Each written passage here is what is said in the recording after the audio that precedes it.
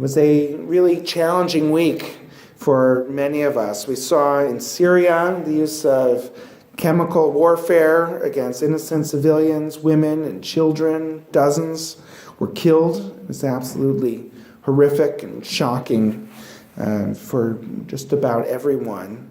And then we saw the United States offer a measured retaliation, firing, I think it was 59 Tomahawk cruise missiles at an airbase, hindering the capacity of Syria to use additional chemical weapons in the future. Our response was lauded by Republicans and Democrats alike, mostly pretty much across the board. And for many people, it's very gratifying. You see a terrible person like Bashar al-Assad inflict something absolutely horrific upon innocent civilians, torturing children, and you want something to be done about that. And there was it was, I think, somewhat gratifying to see something done against that after 6 years of real stagnation and things actually seemingly getting worse in Syria, a country absolutely fraught with warfare. They've got, a civil war going on against the government of Bashar al-Assad, and at the same time ISIS has infiltrated and, they threaten the lives of people every single day in Syria. It's really a very troubling situation. I personally had some issues with our response, although I appreciated the fact that it was a measured response and we didn't go overboard in the response. And although there were 6 people that were killed in the process, the attack was mostly at the air base, and I appreciated that.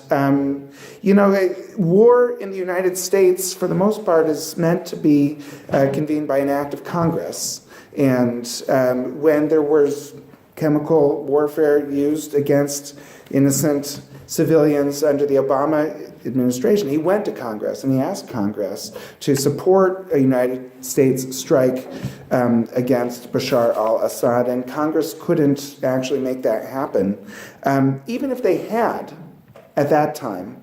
And it's questionable. Some people would argue that the president does have the discretionary power to retaliate in the way that our president did. I wonder whether it's really the right thing to do. We think of Saddam Hussein years ago, who used chemical weapons against his own people in a horrific way, a terrible, horrible person doing something absolutely outrageous. And we got involved in that quagmire. We disrupted the balance of power between Iraq and Iran. We were involved in a never-ending war. We've been at war. We're still involved in Iraq, and we've been there, ever since then. The entire life of my son Ezra, he's 14 years old, we've been at war. And I wonder whether we should have gotten involved. One might ask, well, what does Judaism have to say about these kinds of things? Well, there's certainly warfare in the Bible, and Moses Maimonides spoke about war generally. And he spoke about 2 different kinds of wars that he would consider just wars, wars that are permissible within Judaism. The first one is called a milchemet reshut, and that's a discretionary war. That's when there's a king in Israel. At the king's discretion, the king may fight a war to expand the borders.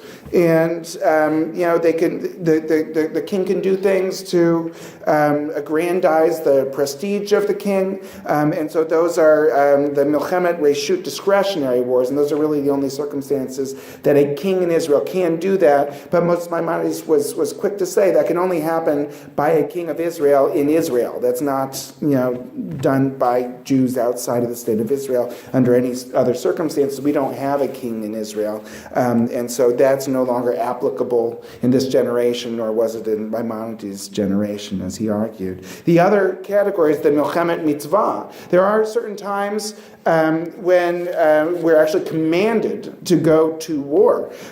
So there's basically 3 different subcategories. One is against the Canaanites in Deuteronomy chapter 7, verse 1.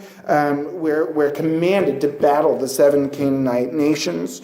It says, when Adonai your God brings you to the land that you are about to enter and possess, and God dislodges many nations before you, the Hittites, the Girgashites, the Amorites, the Canaanites, the Perizzites, the Hivites, and the Jebusites, 7 nations much larger than you, and Adonai your God delivers them to you, and you defeat them, you must doom them to destruction, grant them no terms, and give them no quarter.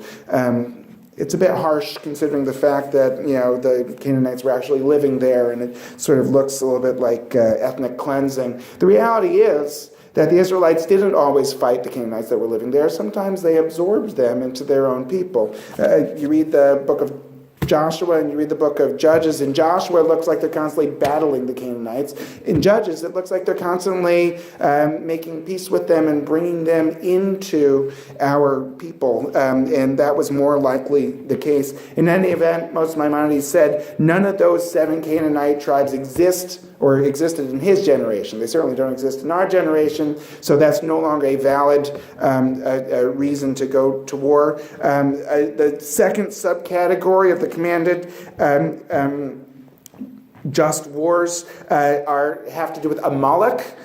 So we have in Deuteronomy chapter 25, verses 17 through 19, remember what Amalek did to you on your journey after you left Egypt, how undeterred by fear of God, he surprised you on the march, and when you were famished and weary, and cut down all the stragglers in your rear. Therefore, when Adonai your God grants you safety from all your enemies around you, in the land that Adonai your God is giving you as a hereditary portion, you shall blot out the memory of Amalek from under heaven. Do not forget. So it's a little ironic. We're supposed to blot out the memory, but we're not supposed to forget. So that's a little hard to explain. Many sermons have been written on that. At the end of the day, again, Amalek does not exist in this generation.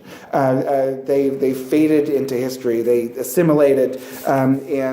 So according to Maimonides, we may have enemies, but we can't just say that just because someone's our enemy that they happen to be Amalek. And so that's not a valid way to go to war. The third category does apply sometimes, and that's a war of self-defense. So when someone attacks Israel, then Israel is entitled to defend itself. Seems only fair. Otherwise, they'd be wiped off the map, and the Jews would be driven in the sea. And as American Jews, we can take the laws of Judaism and we can sort of apply them to our lives. And certainly, I don't think there's anyone who would say that the United States doesn't have a right to self-defense. But getting back to what happened in Syria, that was not self-defense. This was not. We were not attacked. It was women, children, civilians were attacked, and that was a horrible tragedy. And there are things that we can do. It does say you can't stand idly by the blood of your neighbor, right? That's a commandment. We must get involved. It doesn't say that we have to go to war, and going to war doesn't always bring about peace. Sometimes it does. It remains to be seen whether that's going to be the final effect here in Syria, whether what happened last night is actually going to produce a more peaceful situation in Syria, or whether it might lead to weakening the government forces and actually strengthening ISIS in Syria, which is actually quite possible. But what we can do, in Judaism, there's always been a long-standing history of welcoming refugees. When we know that there are people that are suffering in other countries and in other lands, we have a responsibility to welcome them into our home so that we can bring them to safety, so that we can provide them shelter, so that we can make sure that their basic human rights are being met. And it's unfortunate that Syria remains on the list of countries where people are right now forbidden to come to the United States if our president should have his way. And, that is really, if we're going to be concerned about the women and the children and the civilians, and we want to make sure that they're being protected, then maybe we should think about ways to shelter them here. That's a peaceful way that we can do our best to try to do right by people that we know are suffering. Our commandment again and again and again is to seek peace and to pursue it. There are times when you need to go to war to seek peace, but it should always be a very last resort, and there are things that we can be doing to protect the refugees of Syria at this time. Shabbat Shalom.